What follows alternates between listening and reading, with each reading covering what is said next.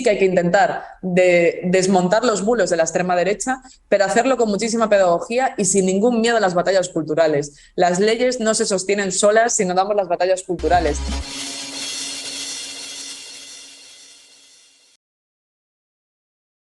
Pan, ya te estamos viendo. ¿Qué tal? ¿Cómo estás? ¿Cómo estás? Gracias, Julián. Encantada de estar aquí. Bueno, vamos al grano, que tengo bastantes preguntas y bueno, precisamente en esta semana ha habido bueno, mucho debate, como siempre lo ha habido, pero sobre todo en esta semana y ayer se aprobó en el Consejo de Ministros la Ley Trans y de Derechos LGTBI. Digamos que aparte del ya largamente conocido derecho a la autodeterminación de género, bueno, pues me gustaría preguntarte cuáles son los principales avances de esta ley. Bueno, la verdad que ha sido todo un esfuerzo titánico aprobar esta ley ayer en el Consejo de Ministros. Esperamos también que la tramitación parlamentaria sea rápida. Y es una ley que, bueno, básicamente dice una cosa que parece muy sencilla, pero no lo es, que es que las personas LGTBI tenemos que tener los mismos derechos que las personas que no lo son. Y por tanto, esta ley, digamos que regula derechos tan importantes como el acceso a la vivienda, a un trabajo digno, a la sanidad, a una vida libre de violencia, la protección jurídica de esa violencia para todas las personas LGTBI. Y luego, además, algunas cosas muy específicas que eran sangrantes, como la prohibición de las terapias de conversión, un mecanismo para la libre determinación de la identidad de género en el que no va a ser necesario esos 2 años de hormonación y ese informe médico, ¿no?, de disforia de género que ahora era necesario, y además que las mujeres lesbianas y bisexuales no tengamos que estar casadas para afiliar a nuestras hijas en el registro civil, que yo creo que era una discriminación bastante bestia. Hay también, digamos que mucha discusión, muchos ataques, algunos de los más recientes, incluso a nivel político, ¿no? Ya en redes. Anoche un grupo de activistas en Castilla y León tuvieron que iluminar entre ellos mismos la sede de la Junta porque desde que entró Vox, digamos, en el gobierno no se puede. En el Ayuntamiento de Madrid tampoco se puede ondear la bandera LGTBI. Bueno, te quería preguntar a qué se debe, no sé si este retroceso o estos ataques al colectivo LGTBI, hay como varios vértices desde los que se atacan, pero ¿cuál crees tú que son los principales elementos de este retroceso, del discurso de odio hacia el colectivo LGTBI? Yo creo que tiene que ver con que estamos en una especie de situación contradictoria en la que ha avanzado mucho la ola progresista y feminista que permite ese reconocimiento de los derechos y que permite, por tanto, también que cada vez, por ejemplo, nuestra sociedad sea una sociedad más abierta, más inclusiva, más feminista. Y esto hace que cada vez crezca más la ola que reacciona a este avance, ¿no? O sea, que también creo que se están cruzando ambas olas, una reaccionaria y otra feminista. Yo creo que tú muchas veces explicas muy bien cómo esto sucede en las interacciones en las redes sociales, pero creo que esto también sucede en términos culturales y políticos en la sociedad. Y creo que lo que estamos viendo, por tanto, es, digamos, a mayor representación, mayor visibilidad, mayores derechos y poder que tenemos las personas del colectivo, mayor reacción hay por quienes tenían privilegios que se sostenían en que personas como yo no los tuviéramos, ¿no? Y creo que esa pérdida de privilegios provoca una reacción muy fuerte, que la vemos en Vox, la vemos en las instituciones ahora que entran en esos gobiernos de la extrema derecha, pero también la vemos en las calles. Y yo creo que eso es quizás incluso más preocupante, si se me permite decir, ¿no? Porque es lo que creo que genera, aunque sea la punta del iceberg, muchas veces la sensación de inseguridad en mucha gente del colectivo. Como hay lugares del mundo en los que hay un rechazo frontal absoluto al colectivo LGTBI, pero desgraciadamente esos lugares no son cada vez menos, sino que son cada vez más. Y lo estamos viendo, por ejemplo, en Polonia, que por un lado ha sido ese país que acogía a los ucranianos y a las ucranianas que escapaban de la guerra, pero por otro ha sido ese país que tiene zonas libres de personas LGTBI, ¿no? O sea, que yo hay lugares de Polonia en los que no podría vivir, y muchas refugiadas ucranianas se han encontrado con que Polonia tampoco era un país seguro para ellas, ¿no? Entonces, yo creo que es una reflexión que tenemos que hacer a escala internacional. Bueno, haciendo un poco y centrando más en las reivindicaciones del colectivo trans, digamos que, bueno, sobre todo hace 7 años que comenzaron de manera más intensa su lucha para garantizar los derechos, claramente, bueno, específicamente, si tuvieras que detallarse lo más específico de esta ley, pero sobre todo, ¿cuáles son las cosas que todavía quedan por recorrer, tanto en derechos como a nivel legislativo? Es decir, ¿se han quedado cosas pendientes? Es decir, ¿que esto es el último escalón o es solamente un paso y hay todavía más en el futuro en lo que progresa? Es un paso definitivo, porque ahora mismo estas personas, para cambiar su sexo en el registro, necesitan demostrar 2 años de hormonación y un informe que digan que están enfermas. Y por tanto, eliminar este informe y eliminar estos 2 años de espera es probablemente el mayor obstáculo que ellas tenían para poder acceder a los derechos que les corresponden, ¿no?, como ciudadanas. Ahora bien, quedan cosas pendientes, como por ejemplo, yo creo, reforzar el tipo de atención sanitaria que necesitan en nuestro país y, por supuesto, el desarrollo de políticas en materia de empleo muy potentes. Las tasas de paro en las personas trans son altísimas, se baraja en España siempre una cifra del 80%, muchas veces están obligadas a ejercer la prostitución para poder subsistir y yo creo que uno de los objetivos fundamentales, ahora que se aprueba esta ley, es tomarnos muy en serio estas políticas de empleo. Y creo que el Ministerio de Igualdad, junto con el Ministerio de Trabajo en España, pues tendremos que ponernos las pilas porque evidentemente es una situación inadmisible y habrá que hacer un plan de inserción específico para personas trans.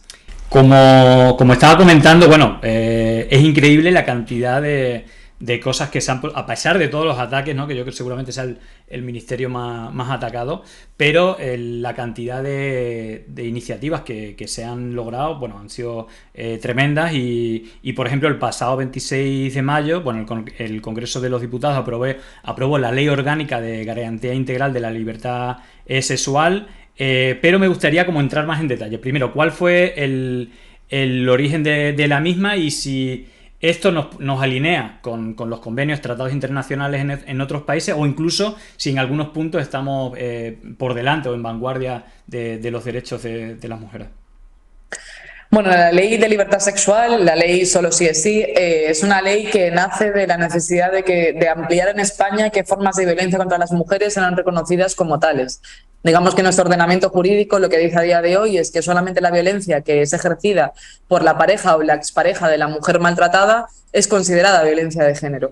Y para nosotras había que responder a una pregunta muy importante que era, ¿qué sucede entonces? Si te viola tu padre, si te pega a tu hermano, si lo hace un desconocido por la calle, ¿eso no es violencia machista también? A nosotros nos parecía que estaba muy claro que sí que lo era y también había que desplegar, por tanto, medidas para proteger a estas mujeres. Además, la sentencia de la Manada demostraba que lo que establecía el Código Penal era insuficiente para perseguir las violaciones. No tanto por la pena de cárcel, no era cuestión solo de bajar o subir la pena, sino por qué se consideraba una agresión sexual. A día de hoy, hasta que se apruebe la Ley de Libertad Sexual, que está a punto de ser aprobada ahora en el Senado, faltan un par de semanas, lo que dice nuestro Código Penal es que hay que mostrar resistencia para que sea considerada una violación, ¿no? Si te quedas callada, si te quedas en silencio, como le sucedió a la víctima de la Manada, que es muy habitual, por otra parte, en las violaciones, eso está considerado un abuso y no una agresión, es decir, que la pena es menor. Nosotras aquí lo que hacemos es decir, no, lo más importante es si la mujer ha consentido o no tener esa relación sexual. Es decir, que si no hubo un sí, entonces quiere decir un no y por tanto se pone el consentimiento en el centro y de ahí que digamos que solamente sí es sí. Esto además, esto de colocar el consentimiento en el centro del Código Penal es uno de los mandatos del Convenio de Estambul a todos los Estados miembros del Consejo de Europa. El Convenio de Estambul, digamos que establece cuáles son las obligaciones en materia de violencia para las mujeres para todos los Estados miembros del Consejo de Europa, lo hace en el 2011 y España aún no lo había desarrollado. Lo ratifica en el año 2014, pero no lo desarrolla hasta esta ley. Vamos a estar muy por delante de lo que establece el Consejo de Estambul, el Convenio de Estambul, al aprobar esta ley. Digamos que nos colocamos a la vanguardia de muchas leyes en el mundo. Esta es una ley única, no hay otra como ella, porque no solamente protege a las mujeres de las violencias machistas, sino también les devuelve la capacidad de tener libertad sexual y además introduce elementos muy novedosos como por ejemplo la reparación.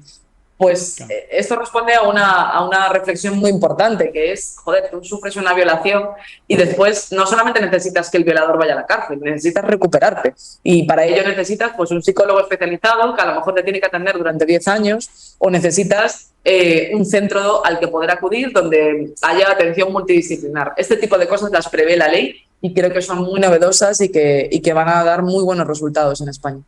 Sí, bueno, está claro que la reparación era uno de los elementos y el acompañamiento del Estado, ¿no? Que en muchos casos, pues, no se hacía cargo de la situación, pero digamos que, digamos, entrando un poco más en los temas que yo suelo analizar, si hay algo que evidentemente hay diana, ¿no? Digamos, en el discurso de odio, sobre todo en lo que se ve en redes sociales, claramente es el colectivo LGTBI, también el colectivo feminista. Y en este caso, en cuanto a cifras, digamos que mi pregunta sería si están aumentando los delitos de odio contra las personas LGTBI y cuáles serían los elementos que, bajo tu punto de vista, explicarían, bueno, en este caso, si es un aumento o un descenso. Lo que sí está claro que se está viendo más son ataques claramente en redes sociales y mi lógica me hace pensar que ese aumento de conversación de odio pues también puede que se efectúe en la calle pues otro tipo de delitos, agresiones, etcétera. ¿Cuáles son las cifras en cuanto a delitos de odio contra personas LGTBI? Lo primero, Julián, hay que tener claro que los delitos de odio que más se cometen en España son contra personas por motivo de su raza o origen nacional. Es decir, que se cometen más delitos contra personas migrantes que contra personas LGTBI. Y es verdad que no hay tanta diferencia, o sea, que a lo mejor estamos hablando de 3 puntos de diferencia entre uno y el otro, pero es cierto que la diferencia es constante, o sea, que eso es importante tenerlo presente. Y es cierto que el segundo motivo por el cual se cometen más delitos de odio son por razones de la identidad de género, orientación sexual o expresiones o características de género, que esto es muy importante también, porque hay veces que en realidad es más porque esa persona puede tener pluma, ¿no? O puede parecer tener pluma y muchas veces eso provoca un comportamiento de odio y no tanto porque esa persona pueda ser maricón o bollera o lo que sea, ¿no? Porque eso es, en realidad, salvo que tú vayas con un cartel aquí en la frente, no tiene por qué saberse, Claro, ¿no? incluso puede ser que no pertenezca al colectivo, pero Eso sea es. motivo para hacer este tipo de Eso ataques. es. Yo tengo la sensación, y creo que también sucede con las víctimas de violencias machistas, que a lo que nos estamos enfrentando en los últimos meses es a que existe más violencia revelada. Eso no quiere decir necesariamente más violencia, sino, como tú bien decías, que se visibiliza más. ¿Por qué puede estar sucediendo esto? Bueno, pues en primer lugar porque creo que hay un movimiento feminista y un movimiento LGTBI muy poderoso, que además tiene su correlato en las instituciones y que desde las instituciones se dice: denunciad, está bien, hay lugares seguros, estamos aquí, hay respuesta, se os va a proteger. Y creo que eso va generando como una ola también en las redes sociales que hace que mucha gente que antes no se atrevía a contar lo que le había pasado, ahora sí lo cuenta, ¿no? No creo que haya ahora más chavales que han salido de una discoteca y le dan un puñetazo por maricón. Creo que eso ha pasado siempre, siempre. Lo que creo que sucede ahora es que hay muchos más maricones que se atreven a contarlo.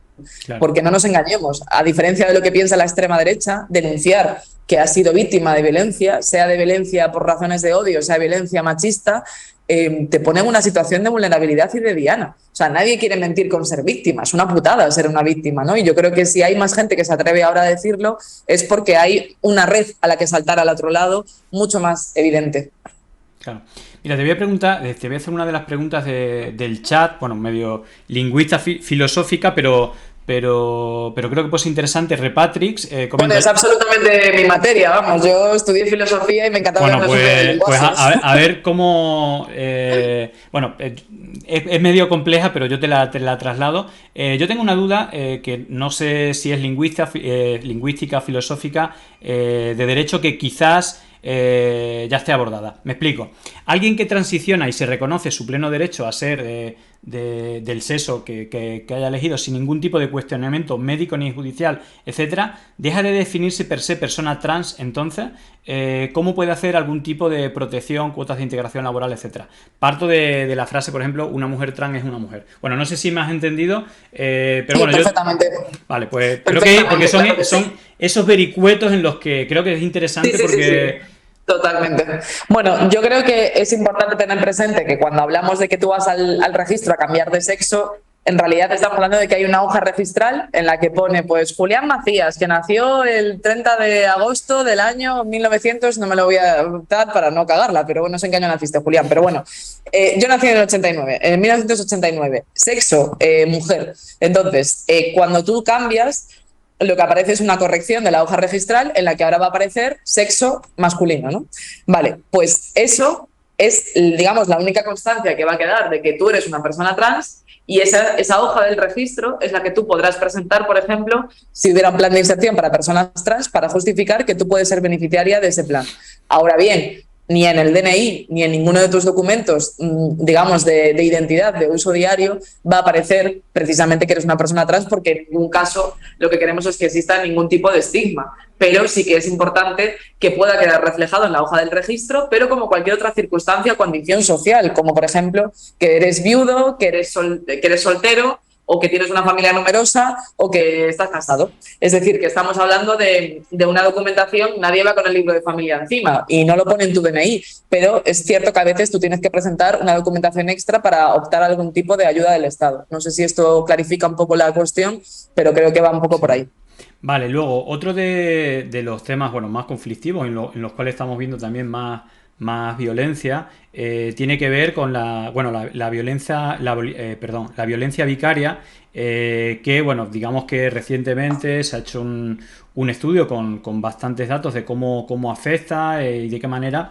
Pero te quería preguntar precisamente cuáles son los protocolos cuando se detecta un problema de este tipo de violencia vicaria. ¿Cuáles son los protocolos, sobre todo, que le dan derechos a los menores?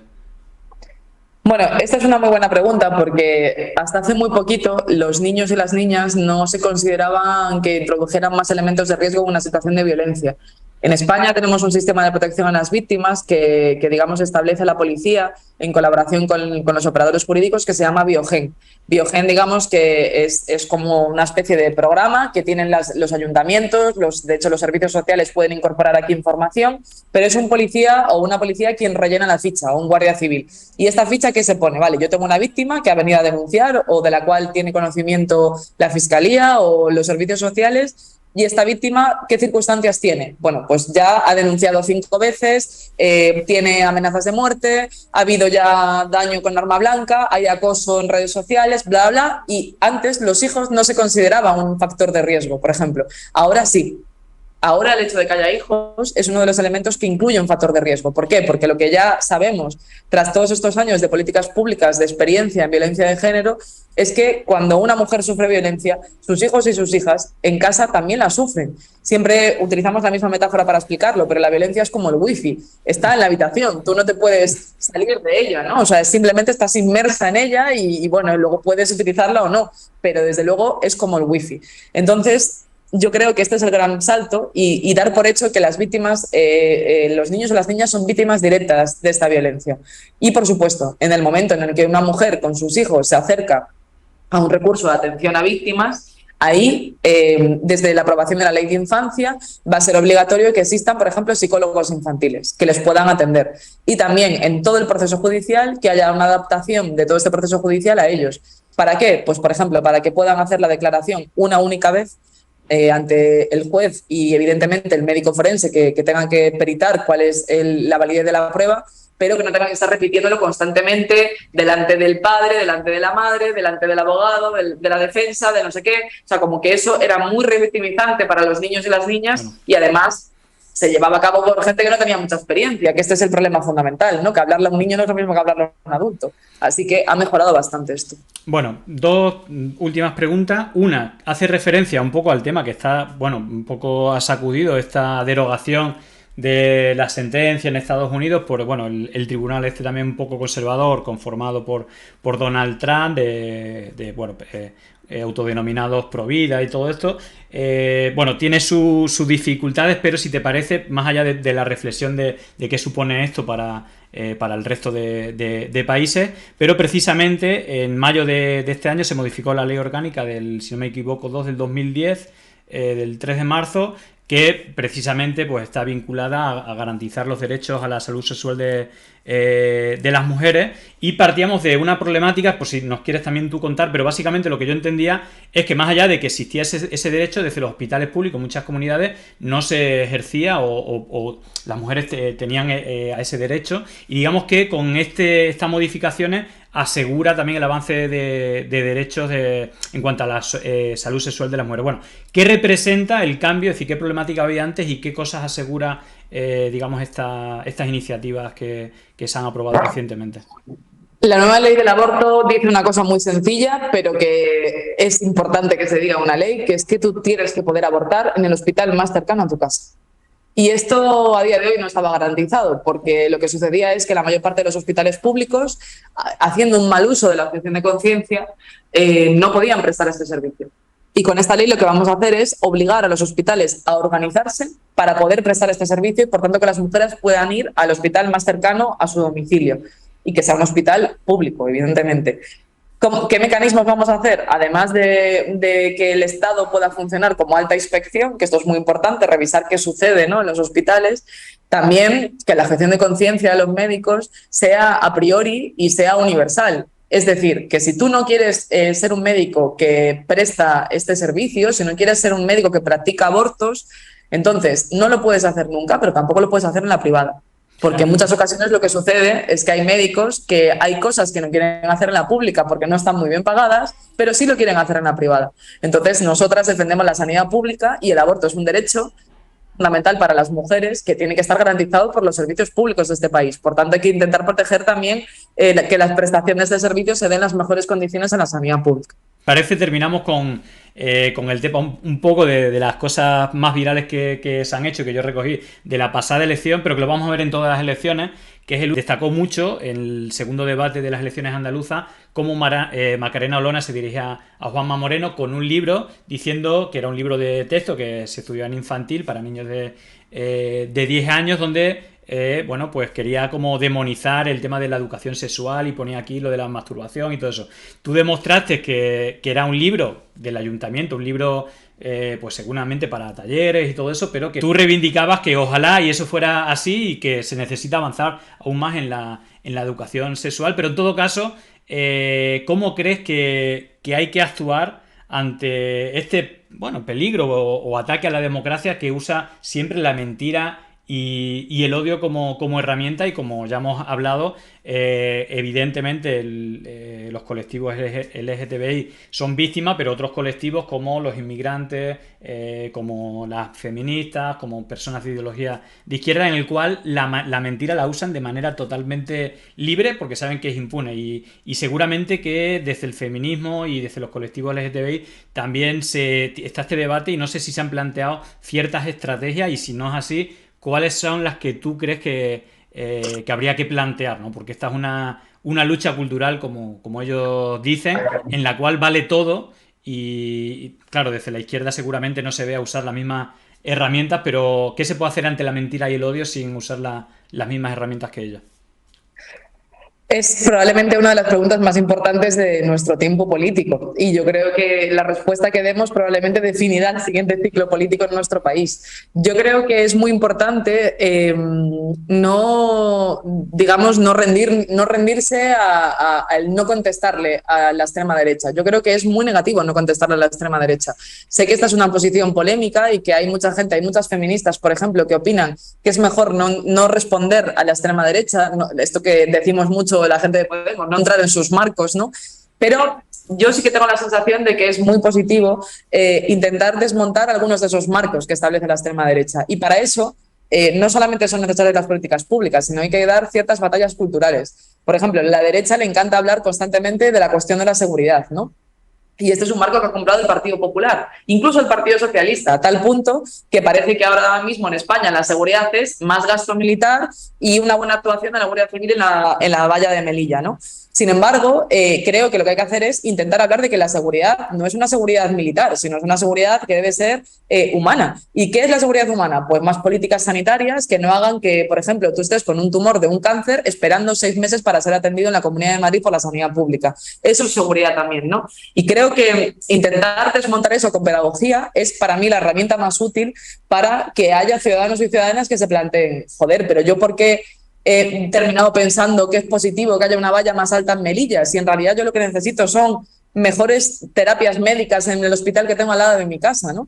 Entonces, en mi opinión, sí que hay que intentar desmontar los bulos de la extrema derecha, pero hacerlo con muchísima pedagogía y sin ningún miedo a las batallas culturales. Las leyes no se sostienen solas si no damos las batallas culturales. El éxito, por ejemplo, de la ley trans o de la ley solo sí es sí o de la ley del aborto no es solo que fueran buenos textos legislativos, sino que eran batallas culturales y que en el fondo estábamos disputándole a la extrema derecha la idea de las mujeres, las personas en general, no estamos condenadas a ejercer una serie de roles en la sociedad por los genitales con los que hemos nacido, que eso es en definitiva lo que dice el machismo. Tú naces con vagina, tienes que ser una cosa. Naces con pene, tienes que ser otra. El feminismo impugna eso y establece otro orden social. Y eso es una batalla cultural, no solamente es una batalla legislativa. Y creo que el feminismo está acertando en esta estrategia y además me parece que se puede hacer con bastante sentido del humor, que no necesariamente se tiene que hacer, digamos, desde la agresividad, ¿no? Y creo que eso también es una cosa que estamos aportando a las feministas y me parece que es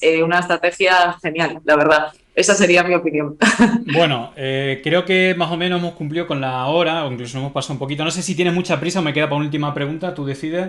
Dale, última pregunta. Venga, pues la última, un poco así a modo de conclusión y de futuro. Digamos que existe un miedo latente y sobre todo esto de Estados Unidos, de la sentencia que hemos visto, pues también nos recuerda un poco que, ojo, es decir, no nos podemos confiar de los avances, de derechos que parecían ya establecidos, pero en todo caso, digamos que existe ese miedo que cualquier avance, incluso que de los avances realizados por este Ministerio de Igualdad, se anulen con la posible entrada de un gobierno del Partido Popular y sobre todo si necesita Vox y pertenece al gobierno, porque hemos visto que las cosas que suelen obligar son estos elementos de la batalla cultural, donde claramente es la lucha contra los derechos de las mujeres y del colectivo LGTBI. Entonces yo te preguntaría cuál sería la fórmula mágica o los elementos para poder blindar estos progresos que parecen de sentido común, pero que para nada pueden estar asegurados viendo este cambio de paradigma político, donde parece que en el futuro es posible que entren gobiernos de Vox, en diferentes gobiernos y también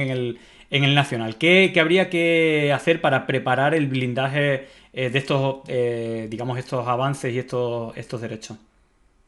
Bueno, si tuviera la fórmula mágica, probablemente estaríamos en otras circunstancias, ¿no? Pero bueno, yo sí creo, diría dos cuestiones. Por un lado, es evidente que hay que dar las batallas culturales, como acabo de explicar ahora, esto es fundamental. No podemos pensar solo que hay batallas legislativas y que se dirimen en lo institucional, y esto debe de implicar asumir ciertos riesgos. Es decir, hay que hacer política en lugares en los que a lo mejor de entrada no pensábamos hacer política. Pongo un ejemplo muy chorras, pero que se va a entender. O sea, por un lado, creo que hay que hacer política en las redes sociales y atreverse a comunicar en lugares en los que no se comunicaba antes, por ejemplo. No sé cuántos secretarios de Estado participan en medios de comunicación que se retransmiten en streaming o en Twitch. No creo que muchos, pero creo que esto es un elemento muy importante por el que nosotras queremos apostar, porque aquí hay una comunidad de gente que necesita escuchar también estas opiniones y dar esta batalla también con nosotras y que comparte nuestros intereses, y otra gente a la que le vendrá bien escuchar estos argumentos. Y revistas de moda, lugares, ¿no? El feminismo siempre tiene este debate de ¿está bien o mal que hablemos de feminismo en los lugares en los que se da una idea de la mujer que quizás es más conservadora? Pues yo creo que sí, que también en esos lugares hay que hacer política, ¿no? Y luego hay una segunda cuestión que no podemos ser ingenuas. Es evidente que la batalla por las leyes es importante, pero en realidad, ¿qué es la batalla por las leyes? Es la batalla por el poder. Y creo que ahí tenemos que ser más ambiciosas de lo que muchas veces hemos sido, particularmente en la izquierda y particularmente además en el feminismo. Y el caso de Estados Unidos es la muestra más evidente de ello. Hay un gobierno muy paralelo al de España, además. Hay un gobierno, ¿no? Progresista, en algunas cosas más progresista que otros gobiernos que ha habido, ¿no? La administración Biden creo que es una administración que está a favor del derecho al aborto de las mujeres. Sin embargo, se ha tenido que comer, en primer lugar, una minoría parlamentaria que no le permite, si no es con juegos extraños, tomar decisiones. Primer problema, tenemos que ser capaces de flexionar, ¿no?, las mayorías parlamentarias. Esto es una característica de nuestro tiempo. Y segundo problema, el Poder Judicial lo ha elegido un gobierno de derechas como el gobierno de Trump. Nos suena bastante a esto, sí, en España. Estamos, ¿verdad?, en la misma situación prácticamente. Claro, entonces yo que les digo siempre a las feministas con las que hablo, ¿no? Ojalá, ¿qué le diría a una feminista que está ahora mismo empezando a formarse? Compañera, hazte jueza. O sea, necesitamos juezas feministas. No solamente llega con tener diputadas, secretarias de Estado, activistas, pensadoras, periodistas. actrices, también necesitamos juezas. Y yo creo que las feministas estamos en una etapa muy especial en la que estamos empezando a construir cómo es el poder feminista, y esto también va a pasar por pensar cómo es el poder judicial feminista. Y sin eso no vamos a ser capaces de cambiar el orden social que queremos impugnar. Y esto pasa también por pensar que es una constitución feminista, que desde luego la del 78 no lo es. Pero bueno, este es un debate que ya lo dejamos para otra entrevista. Está claro. Bueno, y que nada, muchísimas gracias por pasarte, muchísimas gracias por la labor que Nada, haces. Julián. No solamente la institucional, sino también esos vídeos virales que creo que también, como tú dices, hay que dar batalla. Incluso te leo un comentario un poco a la pregunta que dejabas en el aire, Marta Indignada. Dice, no podemos diseñar ningún espacio donde hacer política feminista y dar la batalla cultural. Ninguno. Bueno, yo creo que estamos muchos de acuerdo en ese sentido. Que solamente haya celebración y que no tengamos que, bueno, que no haya ningún ataque de estos de odio que se materialice en un ataque violento. Irá bien, será un gran orgullo. Un abrazo, gracias Julián, un abrazo a todas. Chao, chao, Pan, gracias.